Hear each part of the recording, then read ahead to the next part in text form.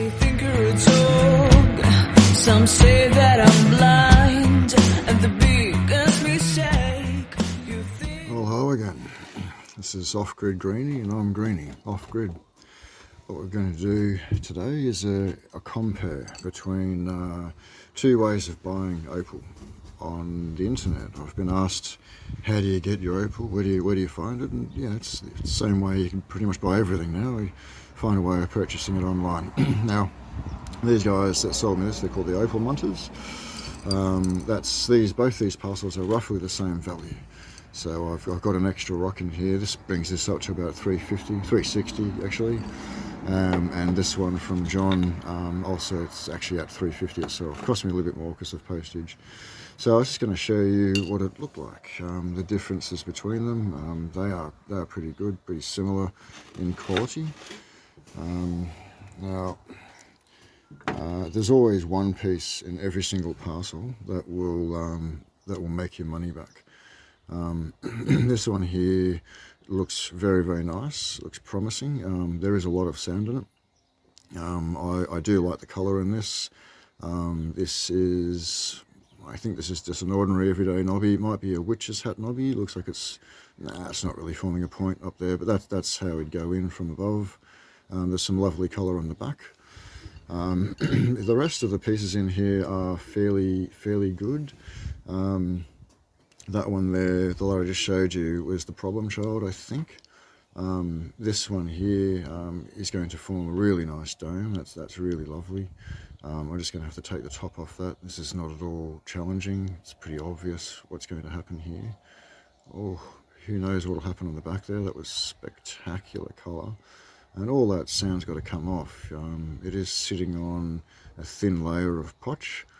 This will rub out to be a fairly nice opal. I'm not sure which way that's going to face, but again, not particularly obvious what I'll do with that one. This one here is a stunner, absolute stunner. Now, what we're looking at there is some fairly white opal in the back there. There's a lot of colour actually in the back. This is the top. Yeah, a bit of crystal opal. The sun's failing me now, unfortunately. The colours in this one are pretty subtle. I can see some lovely colour in the tip there. It's struggling to see which way this is going to face. So I haven't really worked with much opal as light as this. I do prefer black opal. It's a bit more obvious, as you can see. Look at that shining away there. Oh my goodness, black opal. Yeah, lovely. This is Lightning Ridge opal still. It is white opal from Lightning Ridge. That is an N7 with it's not very bright. Yeah, B1 I'd say. That last one there was much brighter. Let's put that closer to a B3, B4, B3 probably. Okay, there goes the sun again. This is a nice little chip. I think I'll be able to do something with that. Depends on what's going on with the sand there. Oh, and the sand does go around. Yeah, that might be a stone. So, you've got a couple of maybes there. A good seller will always give you one stone that'll make your money back. It's just up to you to find that stone and make your money with it. I can do something with that as an inlay.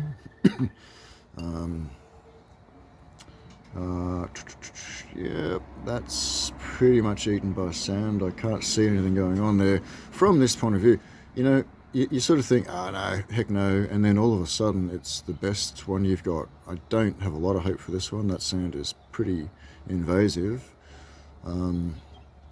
Yeah, that's probably a no.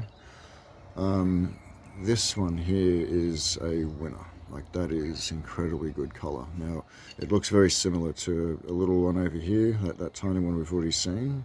So I think the colour on that matches the colour on this, and if I'm lucky, I'll be able to get something that'll be able to go together.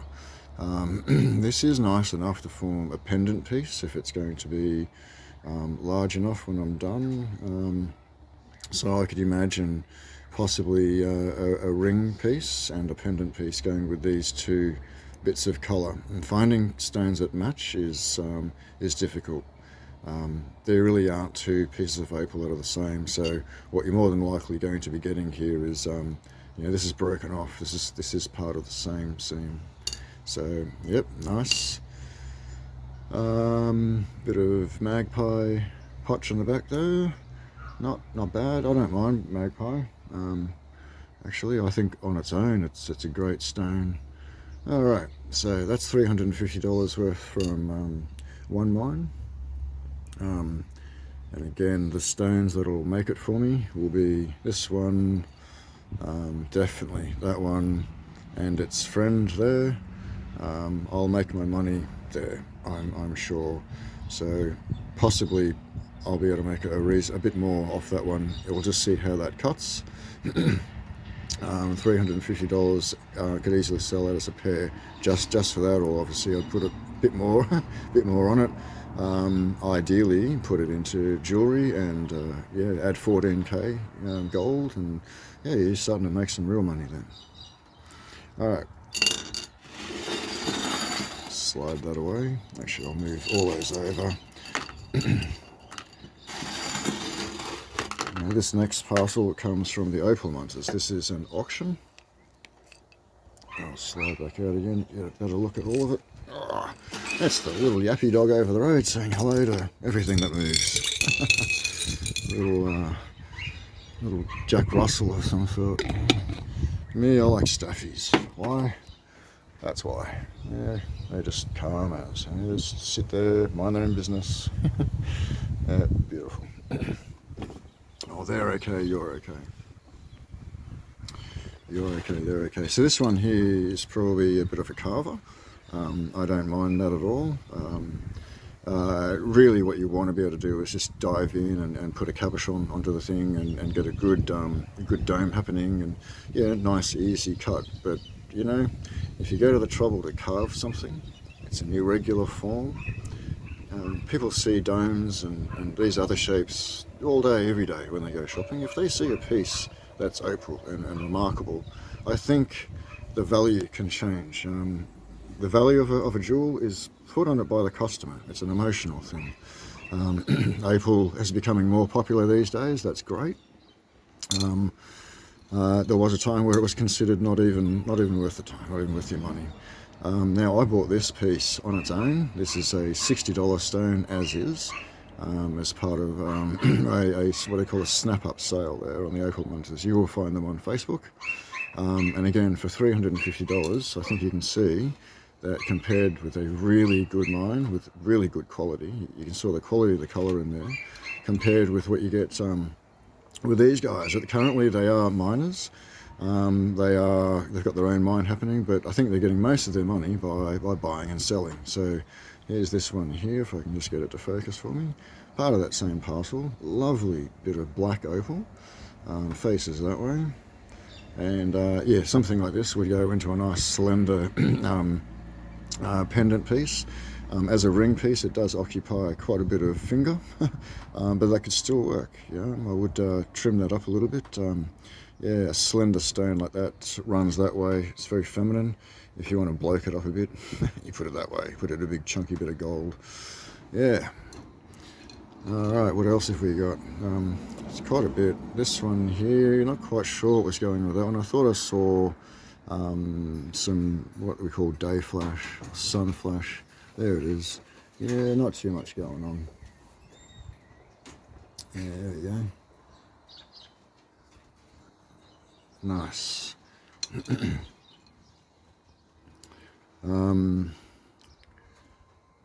Okay, that's a crack in there, but that's all right. It's on the edge. The nice colour is saved.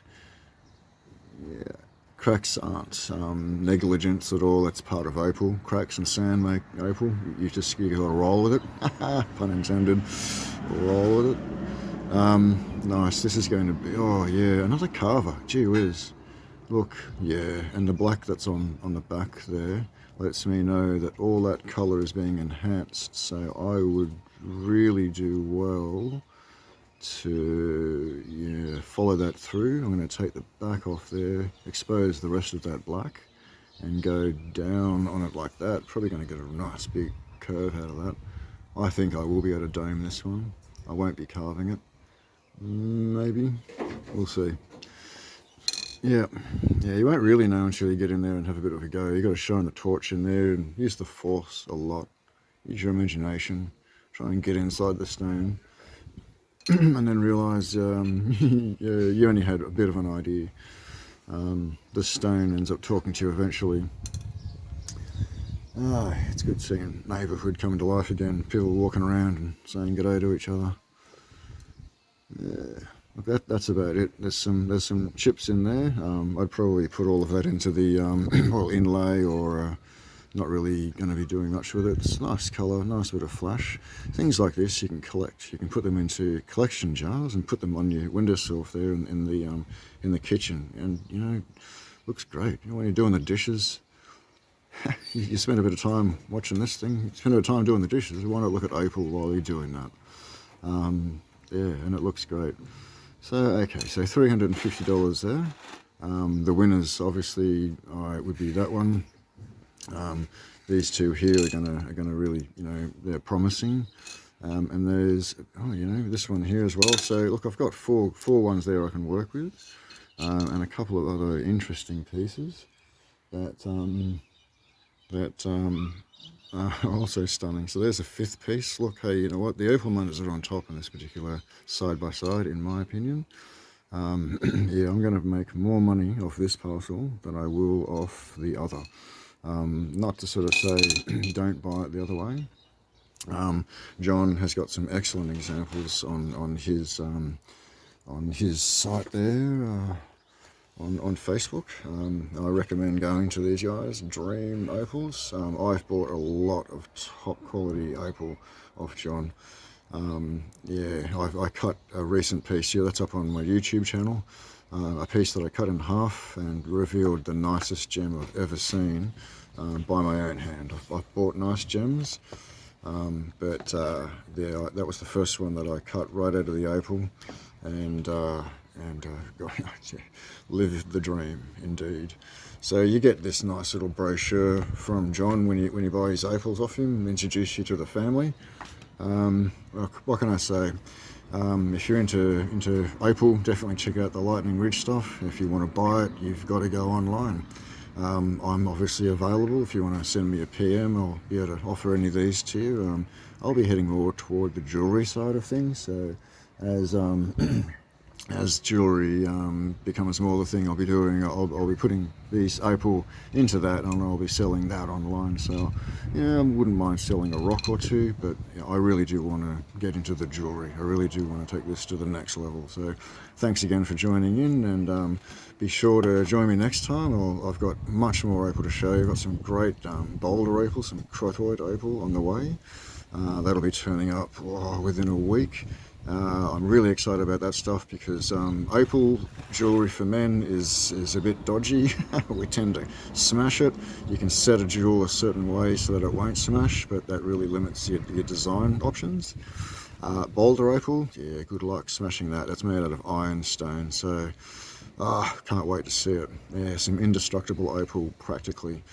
Stay tuned. This is Off Grid Greenie, and I'm off. See you next time. Peace. Tell me